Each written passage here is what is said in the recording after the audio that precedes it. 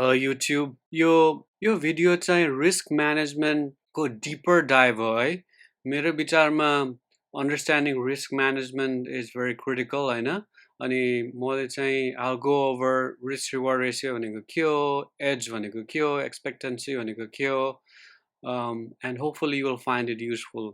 यदि तपाईँ बिगिनर्स हुनु भने you are welcome for a treat यदि तपाईँ चाहिँ developing trader वा seasoned trader भयो भने maybe you may also find this very useful है त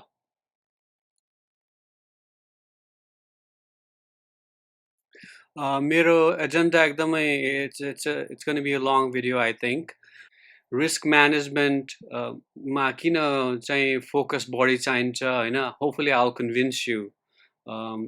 technical analysis चाहिँ important हुन्छ तर it's not as important as risk management अनि TA कसरी युज गर्ने effectively हैन at least I feel that that's the best use of the TA अनि तपाईले you should know your plan you should know your trigger and then you should actually trade the plan हैन bottom line plan गराउने अनि trade गर्ने अनि हामी चाहिँ यो I'll walk through an example हैन a simple sample plan अनि त्यसपछि अनि expectancy तपाईको सिस्टमको expectancy चाहिँ RR risk reward method बाट कसरी चाहिँ क्याल्कुलेट गर्न सकिन्छ I'll have two worked out example हैन अनि त्यसपछि subsequently risk reward ratio र win rate को relationship अनि त्यसपछि तपाईं चाहिँ even चाहिँ सानो risk reward target बाट चाहिँ तपाईले कसरी exponential growth gain गर्न सक्नुहुन्छ it's all about exponential growth and you should not thinking linearly यदि तपाईं चाहिँ account grow गर्नु छ भने if you're consistent यदि तपाईको system profitable छ भने I think I'll convince you that you will realize exponential growth eventually अनि त्यसपछि finally some parting thoughts कसरी चाहिँ यो technique र system लाई successfully apply गर्ने अनि त्यसपछि common pitfalls हरु which I've faced and which I think many of the student of the market face will go over that and hopefully you will find that useful मैले अगाडि भने जस्तो मेरो introduction मा चाहिँ TA भनेको just it's a small part in trading हैन तर emphasis चाहिँ एकदमै बढी TA मै जान्छ which I think is kind of unfortunate मेरो विचारमा trader वा investor हैन तपाई whatever type of trader you are तपाई चाहिँ you are a risk manager you are a money manager हैन and you should start thinking that way goal के हुन्छ भने एउटा technical trader technical knowledge application apply गरेर trade गर्ने हो भने so you should try to make a rule based trading system त्यो rule मा चाहिँ तपाईको कुनै discretion चाहिँ न कहिलेकाहीँ चाहिँ you can relax that rule a little bit मैले यो tweet I just want to give a plug हैन मैले यो post गरेको थिएँ I think a few days ago यदि चाहिँ तपाई either कुनै whatever class of investor you are हैन trader or speculator right at the end of the day you are a risk manager and khali TA ma focus गर्नु भन्दा पनि I think you should focus on actually risk management your tweet छ you can check it out त्यसमा link पनि छ I don't want to go over it here किनभने यहाँ धेरै material cover गर्नुपर्ने छ त I recommend you to check it out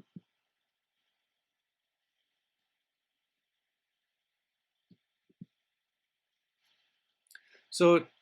TA कसरी युज गर्ने त है just to kind of hammer the point home तपाई एउटा plan गराउनुस् based on your TA and त्यसपछि use it to execute the trade किनभने without a plan all it is just a waste of time अनि कसरी plan use गर्ने भने तपाईले सबै लेख्नुस् write everything down तपाईको bias के छ हैन तपाई oh you're looking for long वा तपाई किन्ने वेट गर्नु रहेछ वा पुल ब्याक गरेपछि किन्ने कि हैन अनि कुन एरियामा तपाईले किन्ने अनि कहिले you want to get in कहिले you want to get out तपाईको time frame अनि most importantly entry trigger if this happens then I'll do something त्यसो तपाईले clearly लेख्नुस् मेरो त्यो price analysis video मा usually एकदमै clearly map out गर्न खोज्छु मैले यदि तपाईलाई त्यो ट्रिगर चाहिँ clearly map out भएको छैन भने मेरो भिडियोमा if you want to follow that do your own research by the way चाहिँ जस्ट मेरो कमेन्ट गरेर लेट मी नो है यदि ट्रिगर क्लियर भएन भने अनि ट्रिगरको धेरै एक्जाम्पल हुन्छ वाट एभर यो मेथड इज अब क्यान्डल क्लोज होइन H1 वाल high time frame candle closes वा चाहिँ रेजिस्टेन्स चाहिँ सपोर्ट भयो weekly वा डेलीमा support resistance breakout crossover whatever your system is it doesn't matter अनि मेरो recommendation चाहिँ just please use KISS system keep it simple sir I don't dare to call you stupid यदि तपाईँ जति simple हुन्छ system it's easy to follow it अनि repeat गर्न सक्नुहुन्छ किनभने the point of the system कि तपाईँ चाहिँ you're not testing one trade नि किनभने you repeating the same process over and over तपाईँको प्रोसेस प्रफिटेबल छ कि छैन that's what you want get to अनि position size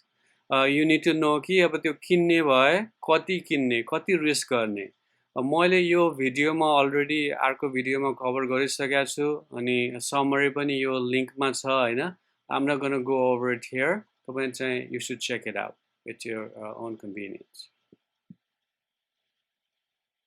okay let's move on to the next one मेरो चाहिँ example plan है I'm not saying this is how it should look for you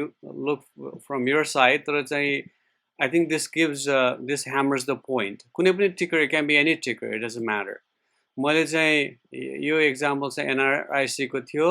मैले के गरेँ पोजिसन साइजिङ गरेँ मैले भने कि मेरो एकाउन्ट हाइपोथेटिकल एकाउन्ट 1 लाखको छ मैले चाहिँ यो ट्रेडमा 2% रिस्क गर्छु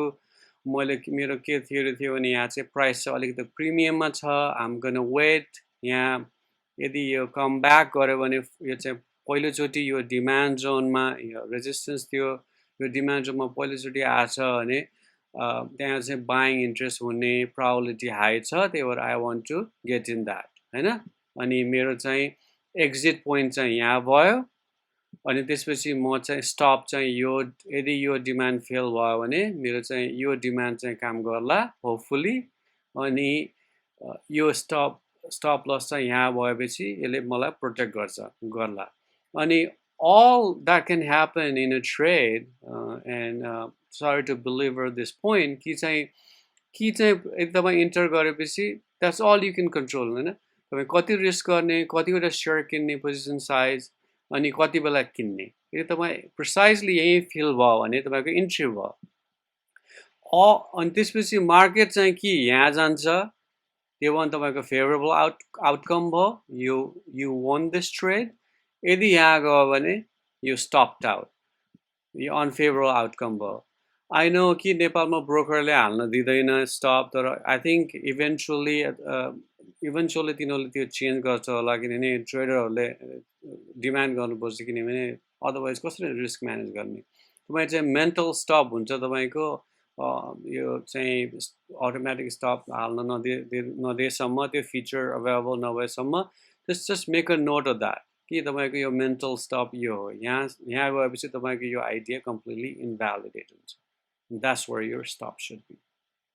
right so this is an example of your plan सबै कुरा the point is write everything down अनि तपाईको risk reward potential risk reward के छ risk reward भनेको for those of you who don't know तपाईको potential reward कति छ potential reward over कति point risk गर्नुभयो it's just the ratio of that अनि यो ट्रेड आइडियामा it was 1.5 to 1 भन्नाले यदि मैले 2000 रिस्क गरे भने मेरो म्याक्सिमम आउटकम भनेको 3.5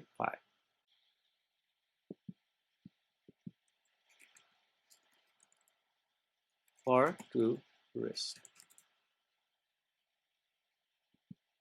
okay now let's move on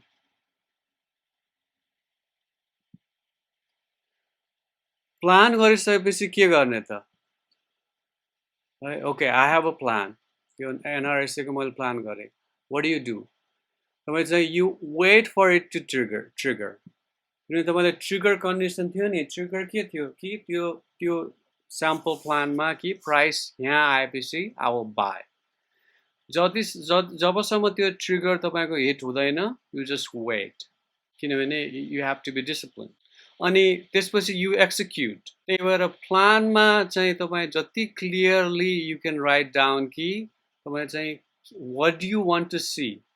होइन प्राइसले वा त्यो प्राइस चार्ट कहाँ पुग्यो भने कसरी मुभ भयो भने वा चाहिँ तपाईँ क्यान्डल धेरै इन्ट्री टेक्निक छ होइन त्यो यो स्याम्पल प्लानमा चाहिँ बेसिक थियो कि यदि प्राइस त्यो पोइन्टमा आयो भने आम गोना बाई लिमिट वा मार्केट अनि मेरो स्टप यहाँ क्लियरली त्यो लेख्नुहोस् कि what do you want to see what do you need to see त्यो भएपछि तपाईँ चाहिँ अल युआर डुइङ कि तपाईँको सक्सेस हुने अड मात्रै यो चान्सेस मात्रै तपाईँले बढाउनु भयो देयर इज नो ग्यारेन्टी कि तपाईँ सबै रुल फलो गरे पनि there is no guarantee that त्यो नेक्स्ट ट्रेड चाहिँ यु गोना विन अनि बटम लाइन के वाट रियली म्याटर्स कि तपाईँले कति रिस्क गर्नुभएको छ अनि तपाईँको रिस्क रिवार्ड रेसियो के हो मैले एक्जाम्पलमा अलरेडी कभर गरेँ होइन I'm not gonna repeat that here अनि तपाईँले यदि सिजन ट्रेडरसँग कुरा गर्नु भने तिनीहरूले चाहिँ मेरो सिस्टम चाहिँ मेरो I have a profitable system भन्छन् के वाट डज द्याट मिन त्यो भनेको के हो भने ओभर टाइम त्यो सिस्टमले प्रफिट return गर्छ you have a positive expectancy and that means you have a statistical edge you'll see that what is your edge one right it's a very common thing so just know your edge in a simple word edge भनेको तपाईको system तपाईको चाहिँ things that you do तपाईको enter criteria exit criteria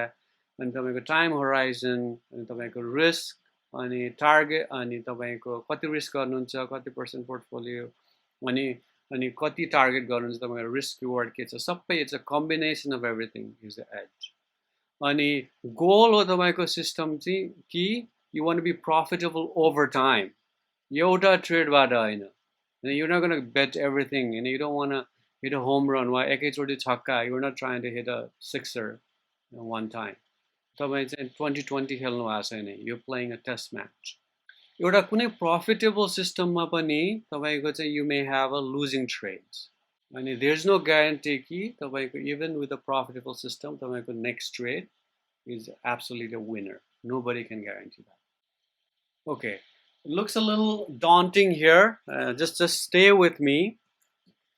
यो तपाईँको expectancy चाहिँ कसरी calculate गर्ने त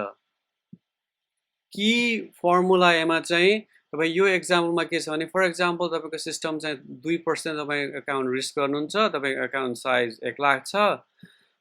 त्यो 2000 भयो त्यो भनेको स्टप लस भनेको यदि त्यो स्टप लस हिट भयो भने तपाईँको म्याक्सिमम चाहिँ 2000 तपाईँले लुज गर्नुहुन्छ त्यो ट्रेड आइडियाबाट अनि तपाईँ चाहिँ टार्गेट चाहिँ अनि you're obviously ignoring fees etcetera अनि तपाईँको रिस्क आरआर चाहिँ 2 to 1 भयो अनि से फर एक्जाम्पल तपाईँको सिस्टममा चाहिँ विन रेट चाहिँ 40% भन्नाले तपाईँले 10वटा ट्रेड गर्नुभयो भने तपाईँको सिस्टमले 6वटा ट्रेडले चाहिँ स्टप लस हिट गर्छ that means you lose money अनि 4वटा ट्रेडले यु हिट टेक प्रफिट होइन that's what it is right trading भने कि चाहिँ you enter either TP to hit हुन्छ द्याट्स अ favorable outcome वा stop loss hit गर्छ हैन those are the only two possibilities अनि तपाईको यो सिस्टममा चाहिँ 4 चोटी टेक प्रफिट हिट हुन्छ 6 चोटी स्टप लस अनि तपाईले in case this wasn't obvious तपाई चाहिँ बढी जसो तपाईको ट्रेड वर्कआउट हुँदैन does that mean that you should be worrying about it okay let's do the math है यो सिस्टमको एक्सपेक्टेन्सी भनेको तपाईँको विनिङ प्रोबेबिलिटी कति हो अनि तपाईँ पोटेन्शियल रिवार्ड विन गऱ्यो भने कति पाउनुहुन्छ अनि लुजिङ प्रोबेबिलिटी के हो अनि risk your that you losing per trade very simple math त्यो गरेपछि यहाँ के आयो भने यो सिस्टममा